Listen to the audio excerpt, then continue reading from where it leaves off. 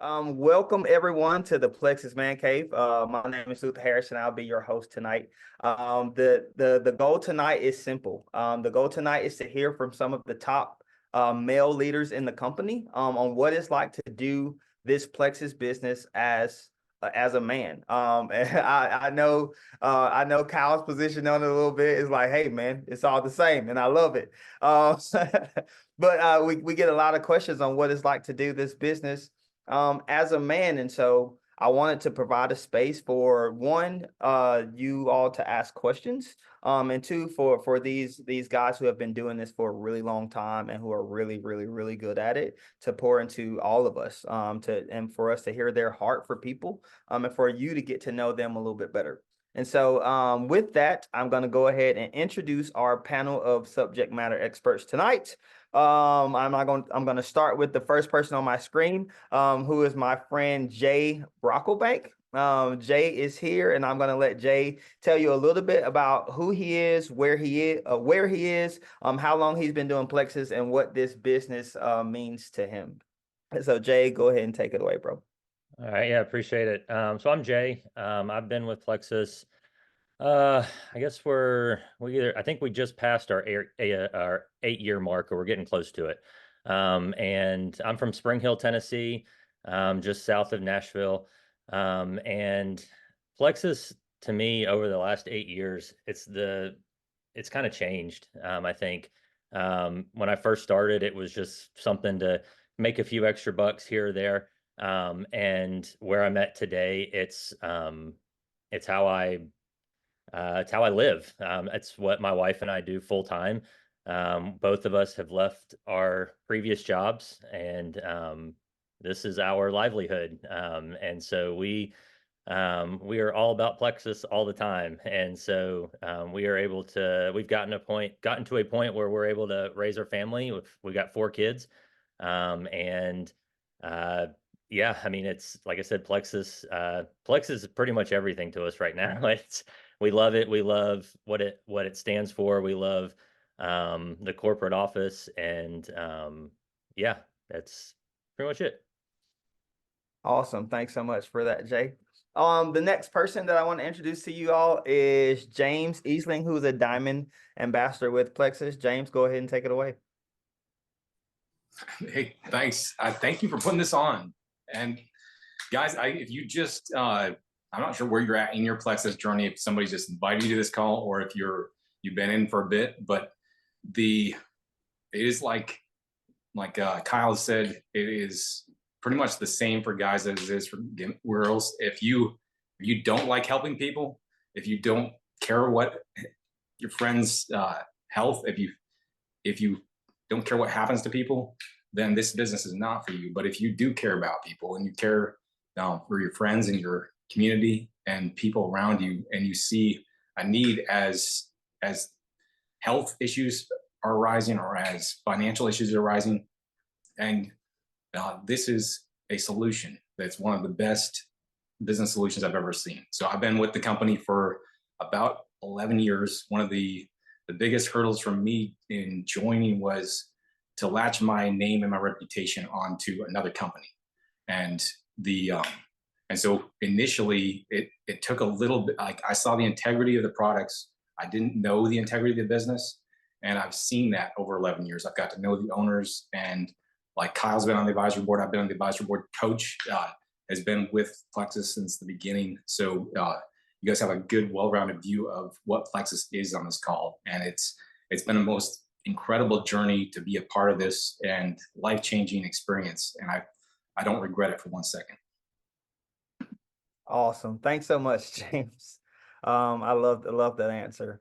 All right. The next person is a person who I saw him speak at my first convention last year, and being a young guy who was very new to the business, really hadn't jumped into the business yet. He really inspired me to get my butt moving. And so with that, I want to introduce to you all Kyle Rainey, my good friend.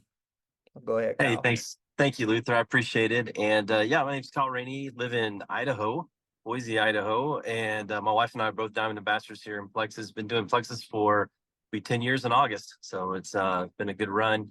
We have 9 kids, and which keeps us pretty busy. And as far as what Plexus means to me, right now I'm sitting in the parking lot. I just watched my son. He plays year-round basketball. He's got big dreams, big hoop dreams. I don't know where he gets it from. It's not he don't get his skills from his dad, that's for sure. But I just watched his basketball game, and now I just jumped in the car to do this because I'm passionate. What Luther has in store for you, I'm passionate and really want to support. Well, I love that he's spearheading this. And then I'm going to go jump in and watch a second game. That's, to me, that's Plexus. That's freedom. That's options. That's me getting to live life on my own terms, and be present in the lives of people that mean the most to me. So that's what Plexus means to me. So good. Awesome. And then last but not least, we have the longest standing member of the panel, the first male diamond in the company on the call with us tonight, who is still working the business. He is still doing reach outs. He is still pouring into the lives of people. And for those who are just now getting into the business, you will learn so much more about him as you get in.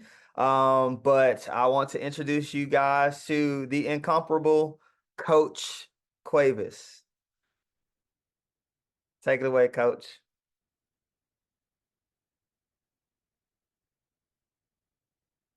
Is he still here? Coach, are you on mute?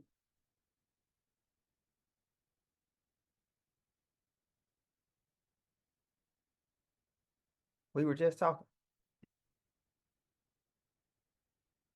Coach, are you there?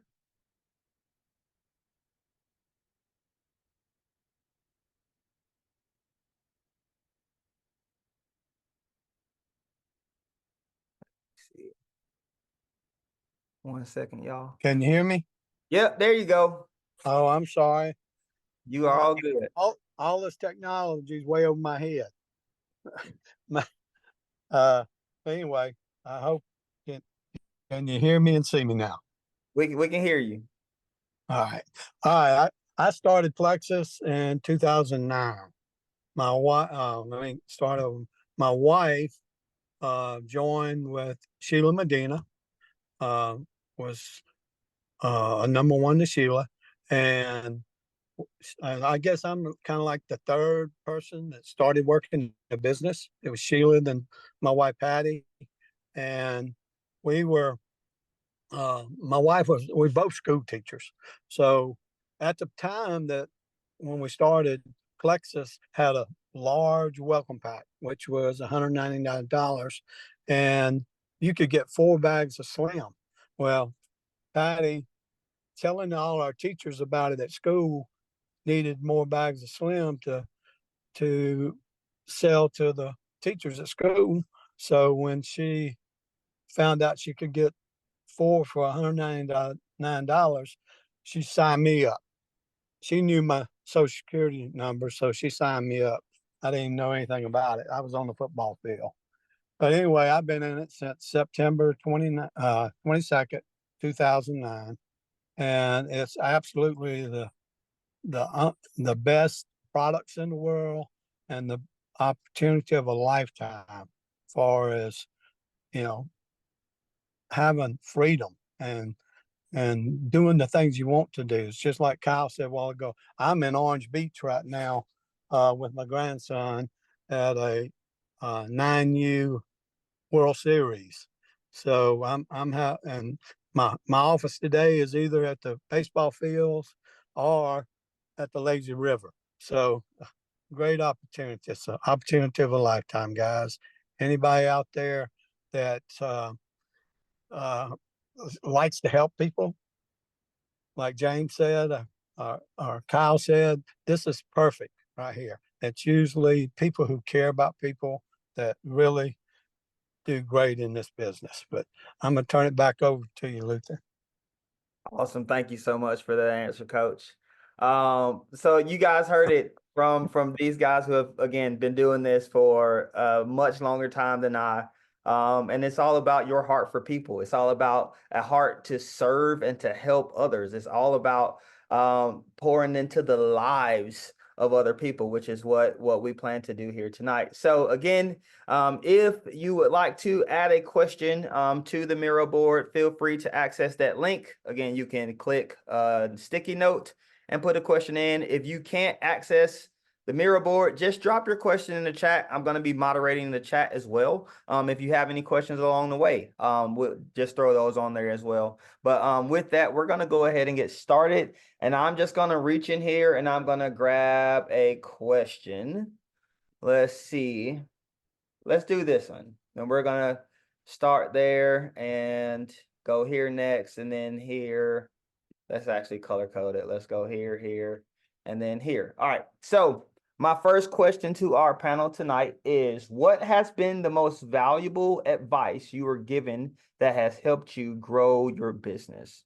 And so you guys feel free to jump in at any point. What has been the most valuable advice you were given that helped you grow your business? Hold on, coach. Let me unmute you. I see you talking.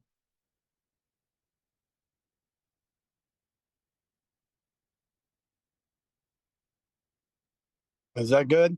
Yep, there you go. Well, first thing is when I talk to people, there's two things that I always tell them is when your mouth's closed, your business is closed. So that's a tip I always give them. You know, you gotta be able to open your mouth. Excuse me, I'm getting a feedback, but I had to get out of the car somehow. But anyway, I'm sorry about all this, but I can't. The other thing is, you know, the only way you can fail at this business is to quit. And you know, I coached football for 36 years and volunteered for 4 more. So the thing I've never done is quit anything. So that's what I try to pour into people, that the only way you can not be successful in this business is to quit. And So good. Thank you. Anybody else? Yeah, I think I was a gold ambassador. I don't know, this had to be at least 7 or 8 years ago. And my upline, a gentleman by the name of Chris McCall, who is an Emerald ambassador in Plexus. Him and I were on a call. I was driving from Eugene, Oregon to Portland, where we were living at the time. And he said, you know, the only difference between you and me, and at the time he was an Emerald at that time as well. And he said, you know, the only difference between me and you is time and consistency. And I thought that was pretty intriguing to me. And that just kind of simplified the whole thing. And I think the other best piece of advice I got in this business was basically this idea is find your voice. And what I mean by that, I wasn't in Plex. I was pastoring churches for 16 years, and I had a mentor tell me that you got to find your voice, meaning that you don't have to sound like Luther, sound like Coach, you know, have the same story as James, try to be like Jay. Just be you, be authentic you, because when your voice and you see all these other people and they're successful, and you want to emulate, it's all right to learn, but just find your voice, find who you are, find your rhythm, just be you. If you like hunting and fishing, then talk about hunting and fishing as it relates to your business. If you like sports, talk about sports. If you're big on evangelism, then talk like that. If you're big on cars, I mean, I know nothing about cars. I pick out a car because it gets me from A to B and costs little gas. That's how I pick out my car. So I don't care about cars. So I'm not going to try to talk about cars in a relatable way. But if I seek out significance other than success, I really try to make significant impacts on the lives of other people and just have my voice and just be me. That seems to be where I'm the most effective in my audience. There were so many nuggets in there in both those answers. Any of the other subject matter experts want to tackle this question? I remember at my first convention, which happened to be in Las Vegas. So it's kind of nice to be going back for me where it kind of all started. But at that first convention, I guess about 8 years ago, Sarah Marble, who some of y'all probably have at least heard of, she had a quote. She was doing a training and she said, small steps repeated consistently over time produce massive results. And that's something that's just always kind of stuck with me. I feel like there's at times where you can see people who have maybe been here longer or they jump the ranks really quickly, and you're kind of thinking, man, they must be doing something really big to be doing so well. And and when you just kind of focus on just doing something small, and if you just consistently, if you, consistency really is kind of the big thing. If you're consistent with your work, you're going to see those results over time. So that's just something that's just kind of stuck with me over the years.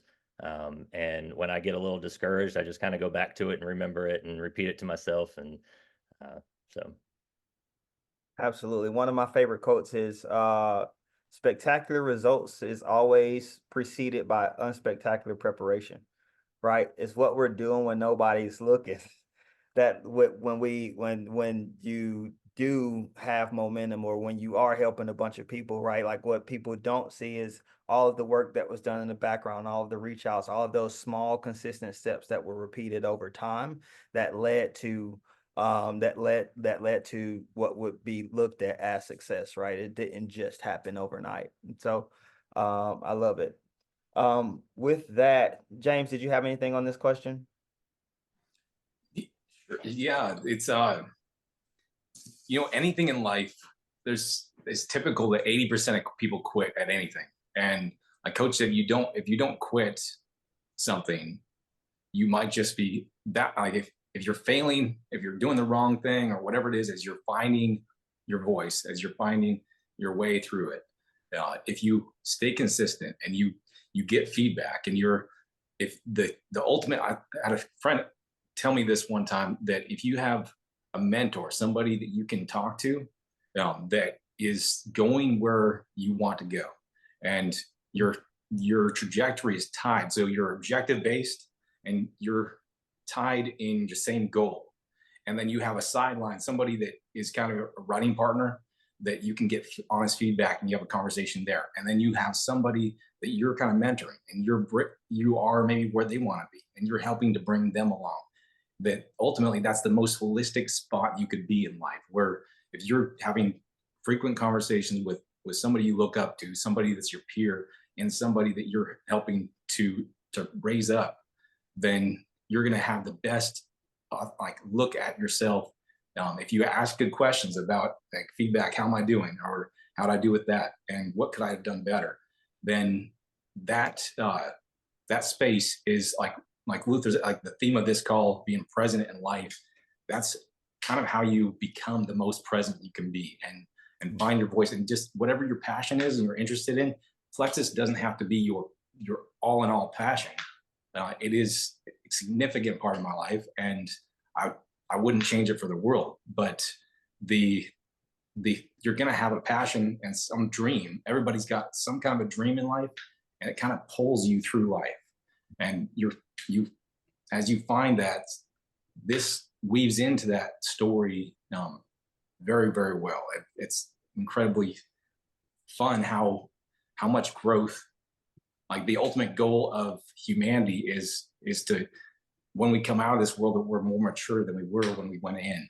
And so I love the growth of this business and the presence, and like Kyle said, finding your voice. So Love it. Thank all of y'all for those answers. All right.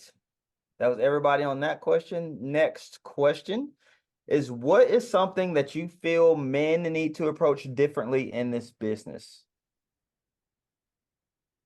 If anything, what is something you feel that men need to approach differently?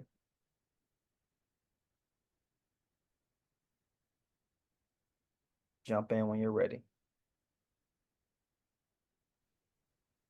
So I'll start this one. I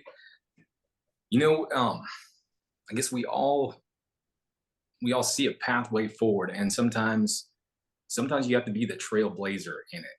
And sometimes, like this industry, the business is predominantly women, and maybe our marketing materials has maybe 9 people out of 10 are women, and so it seems more like initially it was built and geared towards women, the color of the pink drink and that kind of stuff. But ultimately, if you cut through all the flack of that, like Kyle said, that's the same. It's the same for men as it is for women, and that if you decide to be the change you want to see, And I think that's kind of where it's at. And sometimes I've talked to a lot of guys in this business. I've been at about 11 years, and some people, like, I've heard advice from people saying, hey, just, do whatever it takes to let your wife kind of do these things, or you change the diapers, you do the cooking, that kind of stuff. And there may be times for that, but really, if you can find your own voice in this and carve a space, and just really, I heard an entrepreneur say that if you just slow down in life, and you maybe take a 1 hour walk on the beach, and you're just thinking and processing and thinking about life and what matters. And if you start to find that, like, what matters to you, your relationship to God, and then pursue that when you find that, then it's I think some guys will sometimes lose themselves in this business. So if you find out what your involvement could be in this business, and maybe even carve out the space that you be the change you want to see. Awesome. Yeah, I think that's awesome, James. Luther. So the question is, as a guy, how do we approach this? Maybe a little bit different, right? Is that what I'm Yeah. hearing? So I will say, I know I'm fairly notorious to giving this blunt answer whenever guys are like, how do guys do this? I'm like, well, my best teacher's been my wife, so I don't know. I did like what she did, and what she told me to do. But honestly, though, I will say this: when I speak to men, when I talk, I'm pretty dogged about, like, I try to lead with the business. I try to talk about the opportunity. I have quite a few guys that are working this opportunity on my team. One of my guys about to hit Ruby this month. Super excited for him. He has signed 78 people in 6 months.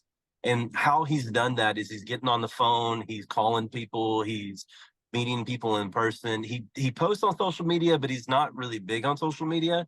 But what he uses social media to contact people. And once he gets their contact, he's like, let me give you a call, let me meet you face to face. Because I do find a lot of guys like belly to belly. A lot of guys want to be face to face. A lot of guys, because we're in an economic climate right now where we can't afford to roll the dice. We're in an economic climate right now where we are needing not just one, but several different streams of income. I think the average is I just read in Forbes like the other day, you need to make $682 more this year a month than you did in 2022. So I mean, like, that to sustain where you were at. So I mean, that's kind of where we're at. One thing though, I will tell you though, that allows me to speak into a lot of men's life to get them started and sharing right away, and not just taking the products. I don't really talk about the health benefits, even though we have wonderful top products, non-GMO, plant-based, all the things, and they work. I talk about time and I talk about freedom. That's the two things I talk about. I don't even talk about finances, because that's just kind of implied. But I'm like, do you want to dictate your day? Do you want to have more time with your kids? Do you want more time with your wife? One of the lines I use all the time is like, I didn't get married to my best friend and to my love of my life to spend 60 hours a week away from her. Like, that's not what I did. That wasn't part of the plan. That's not what I want to do. And so it was really funny. The other day, one of my kids stopped me and said, it is so weird to think of you of having a real job. I said, wait a minute, I got a real job. She goes, no, that's not what I meant. I meant like where you go to an office and you're there from like 8 to 5 and all the things, and 5 days a week. She goes, all my friends' dads, they miss basketball games, they miss cheerleading practices, competitions, they miss all the things. And it's so weird to me that, like, at 1 o'clock in the afternoon, if you need to drive me somewhere, you can't. And they're starting to see, like, wow, it's incredible. So when I'm speaking to men specifically, and I sign women up too, I sign couples and everything like that, but men specifically who are even remotely interested in the opportunity, time, options, freedom, that's the language. That's so good. One of the hardest things for me is to walk out that door, every morning. Right. And so yeah, that's so good. Anybody else? I'm not sure if this is really approaching it differently or just maybe having a different attitude. I'm not really sure, but I'm going to say it anyway. Like James said, there's a lot of women in Plexus. My team is not much different than anybody else's. We are a majority of women. I think I'm the only guy that this is what I do. We have lots of husbands that are very supportive, and that's great. We love that. But one thing that I have learned over the last 8 years, um, that's difficult for guys is being vulnerable. And I'm still learning, and still trying to do better at that. But the struggles that I currently have and the struggles that I've had in the past, whether it be financial, whether it be um, just my full-time job and not getting along with my people I work with or my boss, um, fill in the blank, that's not much different than what other guys struggle with as well. We're just afraid to talk about it. And that's something that, like I said, something that being with women, that they have no problem talking about their feelings. And that's just something that I've learned over the last few years. That when I'm talking to guys, I try to be more vulnerable and just tell them like, this is what Plexus has done for me. And you'd be surprised how many people go, oh yeah, I've had that problem too. Mm, so good, Well, Jay.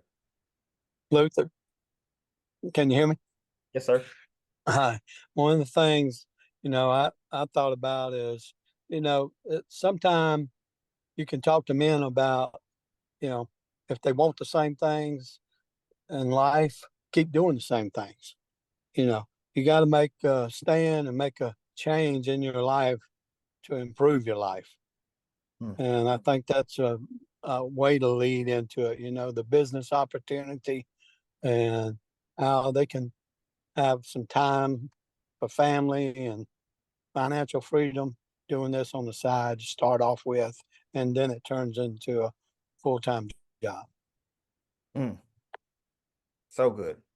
So Hey, good. Luther, was the question, what can men do differently about this business?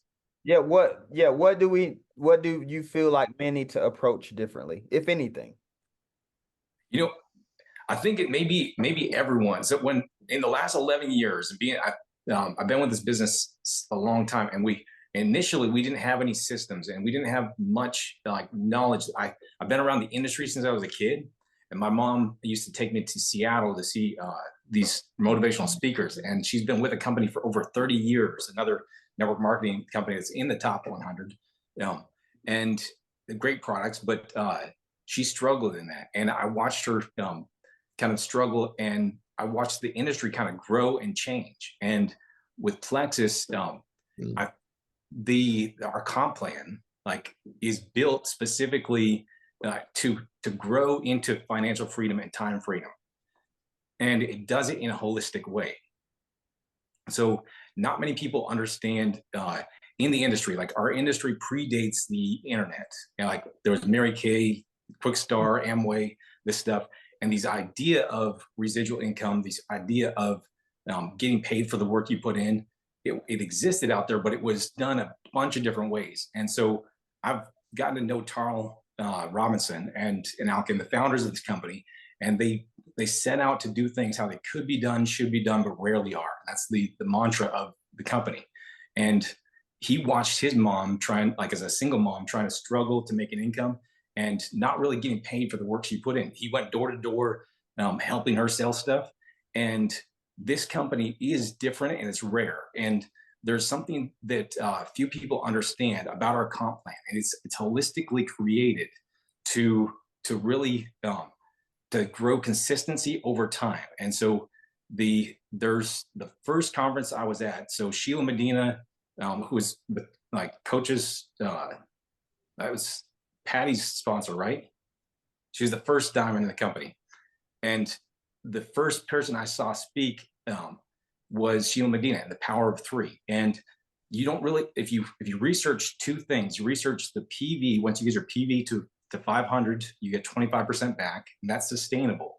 And then there's a point system. So the point system, like a pay point, and look into that. And so you don't really need to know all the 11 different ways, or more than 11 different ways we pay out.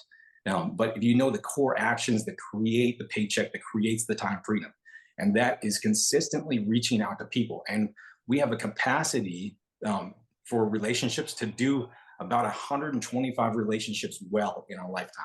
So if you think about that, and as you're finding your tribe and your people and the people that are going to run with you in this business, be intentional about that. And there's a guy I heard speak this springtime, and he wrote a book exactly what to say. And he said he had this concept. He said, "Be devilishly intentional." It was like 666. It was he said we used to teach like have a list of 100 prospects, but he's like a more holistic number is somewhere around 18 to 21 people. And so maybe you have like 6 people that really need the products, that really like guys that that are on the job and they're just pounding energy drinks or whatever it is, and their health is failing.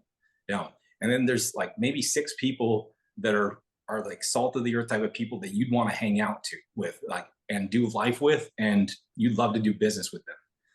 Maybe you're friends currently, and you just like would love to do this together and grow the company together, grow a legacy. And then make a list of another category of 6 people that maybe they've been a little bit of a mentor to you, or you look up to them in some way, and you're maybe a little bit chicken to go talk to them, but they might need this business, and maybe they're even financially successful, but they might want and need this business as badly as anything. And so if you keep that like a running list of about 18 to 21 people, and you're consistently having conversations about the business, having conversations about the products, and you go through life that way, that reflects the comp plan, that builds the business, that builds the time for you. Awesome. Thanks so much, James, for that insight. Awesome. With that, we're gonna go on to the next question. What has been the most challenging part of this business for you? Coach. I'll go ahead and hop on with that one because I'm my own worst enemy half the time. So I think the biggest challenge for me is coming to the realization that my business and the way I approach it and my activities and the way I see it doesn't have to emulate what my wife is doing. Mm-hmm. I constantly in the first year was trying to do the things she does and almost competing with her. And when we finally had a good conversation, we realized we needed to go from competing to complementing. So we run a team. Me and if your wife isn't with you in this, this won't be applicable, but we run our team like a corporation, right? And so we strategize together. We divide up what we need to do. So Cassie's really good. She knows the products left and right, right? So troubleshooting products, customer care, that's her territory. Leadership development, duplication and retention, that's my area. I really enjoy that stuff. And so that's the kind of thing in which you don't have to be exactly the same as what your wife is doing. I think the second other hardest thing for me in this industry, and if I'm just going to be really honest and be just really vulnerable, I think it's been really difficult at the beginning and to find your identity and confidence in this, because you are surrounded by women that are very successful, very intelligent. Like the best people I've ever learned from were women in this company. I mean, I've just gleaned so much from them. But oftentimes you might feel insignificant, or maybe this isn't for me, or maybe this isn't, the thing I should be doing because there's not a lot of other guys doing it. But flip that narrative. If you really think about it, all that means is that there's a whole population that's being untapped. All that means there's a population out there that need what you have, that need you to show up, that are waiting for breakthrough, that are waiting to be present with their kids, waiting to lose that weight, waiting to get more energy, waiting to figure out this life that they are stumbling through. And they're literally waiting for you to show up. And do not allow the opinions of others to stop you from your calling and what you're supposed to be doing. And so that's probably one of the greatest hurdles and accomplishments I think I've been able to overcome, is the idea that, yes, I may be in the minority, but I can either choose that as looking like a threat, or I can see it as an opportunity to learn. So I'll be honest, you can ask, I've done this to Patty, Sonia Dudley, Sarah Marble, Jen Hawkins, Celeste Gwynn. I'm like, hey, teach me, tell me. Because after I befriended them, I'm like, let me know. Rebecca Folks is my latest. I'm like, just let me understand what you mean by that. Well, I was on the advisory board with her, and I gleaned so much from her. Sheila Medina has probably been one of the greatest teachers I've ever had. Every single time Sheila either and I are dual training together or advisory board meetings and we're in person in corporate, I forced her to go and get a drink and talk. Like, just tell me what to do. Tell me what you're doing. Let me learn. Instead of going, well, as a man, how do I need to do? No, man, like, she's the pro. And so then when I take that, I can put it in my own contents, in my own voice, use it in my own lane, and glean from that, and learn from that, and realize that there are other guys just like me that want to live extraordinary lives that are just ordinary guys just like myself. Great job.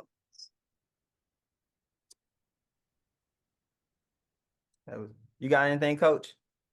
Yeah, I think probably the toughest thing for me, I'm old school. I'm old school. I was belly to belly. When we first started this, uh, we traveled the country, because we wanted nobody was Emerald yet. And I mean, it was only a few of us at first. It was me, me, Patty, and Sheila working the business. And then Deborah Lawson came along. So we decided that we would travel everywhere. I mean, we've gone as far as from Gulfport, Mississippi, all the way to Anchorage, Alaska to hold a Plexus meeting for somebody in our downline. So, that's the way we did it. We traveled all over the place. And now the hardest thing for me to do is to try to do it on social media. We've traveled everywhere doing meetings, Plexus meetings for everybody. I mean, we can go back, and when Tarl would go with us, meet up with us somewhere, and we drive him in our cars to the next meeting and travel all over the country doing that. And that's how we got started. We wanted to build Plexus. That's all we were worried about, is building Plexus so we could dip our toes in that emerald pool. And that was amazing to be able to start this company like that and travel and build a company. So, I probably hadn't signed up 5 people from social media. It's always belly to belly, or talking to somebody, running into somebody at Walmart, just talking to them, and that's it. But it that's the hardest thing for me to do. I'm just old school, I guess.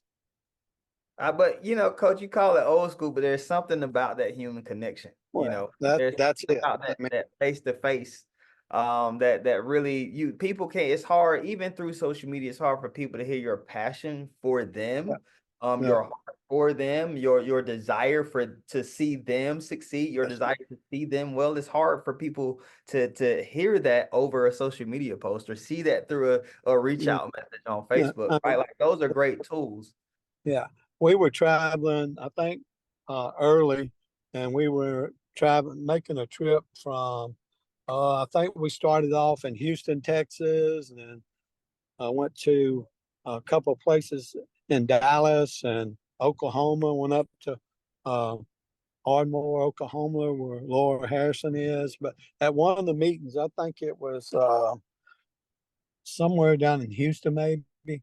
I stood up and gave my testimony and stuff, and asked for other people to give their testimony in the audience. And this guy stood up, and after I gave him the mic, I walked away and stood on the side of the stage, and he sat there and told us his testimony, and he sat there and said, "Well, Coach, you don't know this, but you're the reason I'm here. You're the reason I joined Plexus, and you're the reason I'm the way I am now." He lost something like 50 something pounds, and it just touched my heart. And it's about caring for people, and that I like doing that better than trying to talk to somebody on Facebook about it or social media. For the record, y'all, I reached out to Coach on Facebook about this. And he gave me his phone number and was like, just reach out to me on text messages. So he is serious about wanting to be face to face. So, awesome. Thank y'all for the answers to that one. I want to get through as many of these as possible, and I don't want to hold everybody at 10 o'clock. So we're gonna try to do this in the next 5 minutes. If it goes over, it's just really good, right? And so we're just gonna keep rocking until we stop. We're not gonna stay past 10, I promise. Next question. How do you handle, this is a good one. How do you handle as a man talking with women about the business, and is it weird for you? No, it's not, because you're trying to help people. I mean, that's why you're here. And it's not, I mean, uh, I don't think those male doctors mind talking to the female about health problems. It's the same thing, you know. We try all trying to help people. It doesn't matter if they're male or female.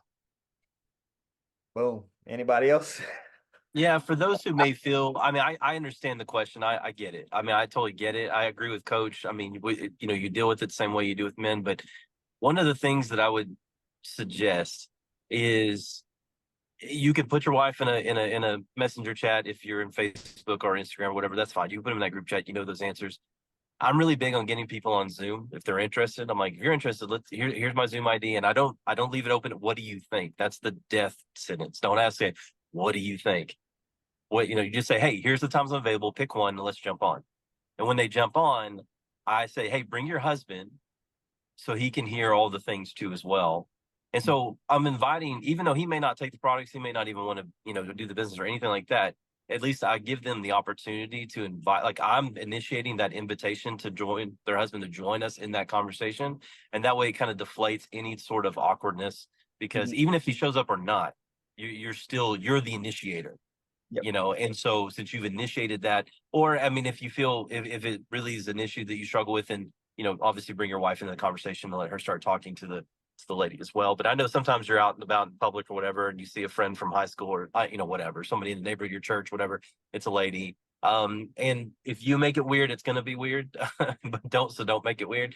But just finding ways to invite the spouse into the conversation, I think, is probably a really good approach if you need that type of thing, as far as accountability or something. That's great advice. Another thing that does is create safety, right? For both of you. And then typically I'm the initiator of in-person conversations. And then after, once we start talking through, well, what are your health goals? And I sense hesitancy, say, hey, you know what, you may be a little more comfortable talking to my wife about this. How about I connect you with her? And that's how I handle it. But I will start the conversation, and then kind of get the ball rolling, talk through the products, because in our dynamic, I'm the product guy. It's the opposite of Cal and Cassie. Like, I'm the product person. But my wife is so good at loving on people, checking in with people, and loving on the ladies in our downline. So, awesome. Anybody else, with something on that one? Yeah, I kind of piggyback on what Kyle said about inviting into conversation, and both coaches' answers are perfect too. There's a progression, and some of the most successful diamonds couple that I know in this company, the crazy successful, and they were approached initially by the girl that asked me about Plexus, and they had been people had talked to them about a bunch of other network marketing companies before, like Mel Luca and a few others, and each time when they checked something in another company out, they're like, there's something that just doesn't quite sit right. And they would talk about it between themselves. So inviting the couple to a conversation, they're going to have each other's backs, and they're going to be the most trusting of each other's opinion. And so my friend's wife, she checked out the products and she asked him to check out the business. She's like, can you look at the comp plan and just tell me about that? And so knowing that, and then when they decide to finally say, yes, we're gonna do this, they decide to give it 100% of what they got, like low budget. Let's not eat much. Let's just really dump our effort into this for 1 year. And they give it a 1-year commitment, and they set a goal. Like, they aim for a goal together, and they wound up hitting their 1-year goal in 6 months. And part of the reason of their success was in their conversations about the business and the conversations about the products, they would initiate a commitment of 6 months to a year with everybody that they talked to. Mm-hmm. And what that did is they built one of the largest organizations in all of Plexus with that. And that was not insignificant, and it was very intentional. And so, to piggyback on what Kyle had said about inviting that relationship, to open up that conversation, jump on a Zoom, just get people in. So you're there, you're going to lay it all out for them. It's not awkward, like Coach said, and you lay it out, and this is what it is. And if they're not ready to commit, that's totally cool. Like, we have space for that, and like, you can just take the products. But if they are willing to jump in and commit to it for 6 months to a year, then you kind of match that intensity. You help them grow and learn as they go. Awesome. Thanks, James. All right, with that, we're going to go on to the next question, which is, how do you bridge the gap for men that aren't as forthcoming to bring them to Plexus and a better self? So how do you bridge the gap for men that, as Jay talked about, who that aren't vulnerable, to bring them into the products and to encourage them about a better life and a better self?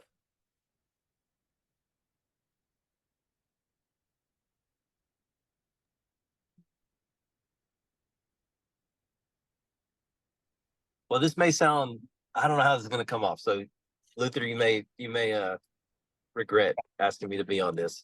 Never. But you know, I love rejection. I know that's really weird, but I love rejection because that's an indication to me that God's saying, hey, they're not ready, so you need to use your time somewhere else. One of the greatest probably obstacles that I also faced early on was giving too much of my time and energy to potential, because potential doesn't equal paychecks. And so I would say, well, they're a rock star. I tell my wife, like, oh no, I'm gonna have, she's like, well, you're on your 5th meeting with them. Like, it's time to either, jump in or whatever. And so, to bridge that gap, I think sometimes, third party validation, if you have a guy on your team or another husband, we have a group for for the men in my team called Sidelines is what we call it. And it's basically just all the men on my team, and we jump on and we kind of troubleshoot and we talk to each other. And it's for potentials too, guys who are potentials that want to come in and ask questions or whatever. So, a lot of times guys need a little bit more third party validation. They need just another voice in there, like, hey, it's not crazy, it's not a cult, it's not weird. This is what, we're just normal people that are trying to get healthy and be the very best for our families. And so, I'd say anytime you can do third party validation and get another man involved into it, or, hey, let's jump on a Zoom. I'm having a couple guys, we're just talking, you can be a fly on the wall and just listen or whatever. Even something like this, what you're doing right now, Luther, what a perfect opportunity to invite somebody who's kind of half in, half out, not really emotionally ready to commit to anything and hesitant. What a great opportunity. So setting up opportunities where they can see a community of validation, we run in packs, right? That's what we do. We run in packs. And so that's, Anybody else? Really quickly.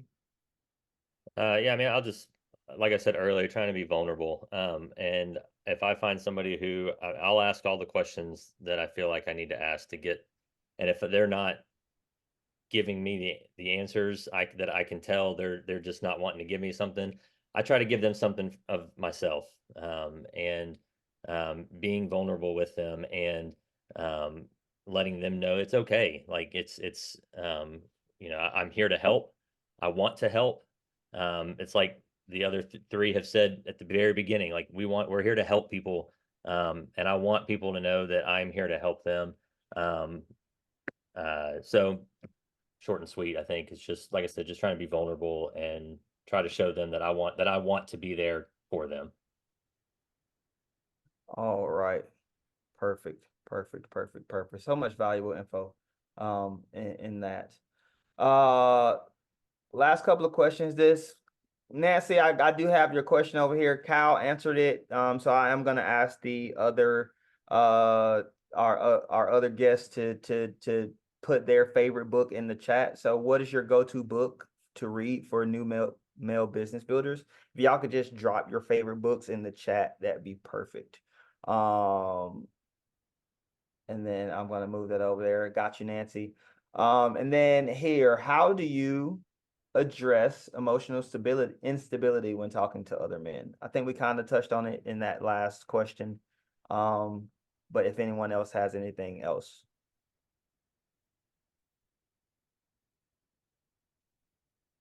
I think they got to be able to see the big picture. You got to show them the big picture. I think that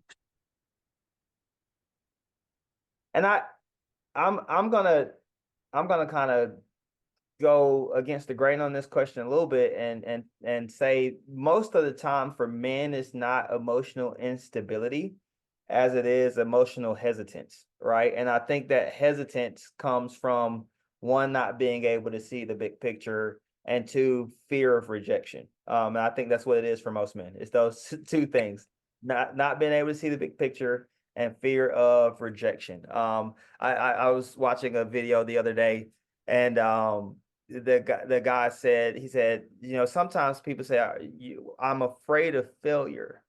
But sometimes it's not a fear of failure, it's a fear of success. It's actually a fear of what it's going to look like, or how you have to change, and who you have to become in order to get to where you want to go. Right. And some people, like, that's scary. It's like, oh, my environment's going to change. Like my mindset has to change. Like all these things about me have to change. And we sometimes we just have to encourage people to really embrace that change, because no one has ever grown being comfortable, right? Growth comes from when you are uncomfortable. It's that tension between where you are and where you want to be, right? And when you can embrace that tension and keep that in perspective, that's when you grow, that's when you see the big picture, and that's when you see results. So I'm not sure if it's emotional instability as it is with more hesitance, or fear, like I said, fear of failure, or fear of success. So anybody else on this question? I know we're kind of rushing through. State the question one more time. How do you address emotional instability when talking to other men? In yourself, or in the In who you're them, talking. if you sense it in them.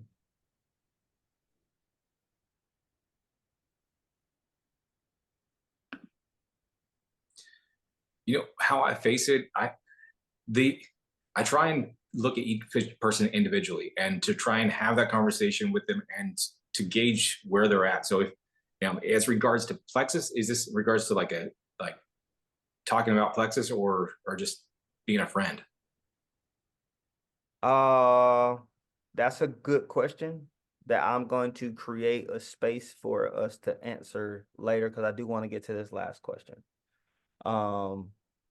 But that's a great question. That's a great perspective. I didn't think about that. So I'm gonna leave that here. Final question for tonight. We have 2 minutes. How would you bring up Plexus in a conversation and not sound salesy? Like, what's your go-to tactic?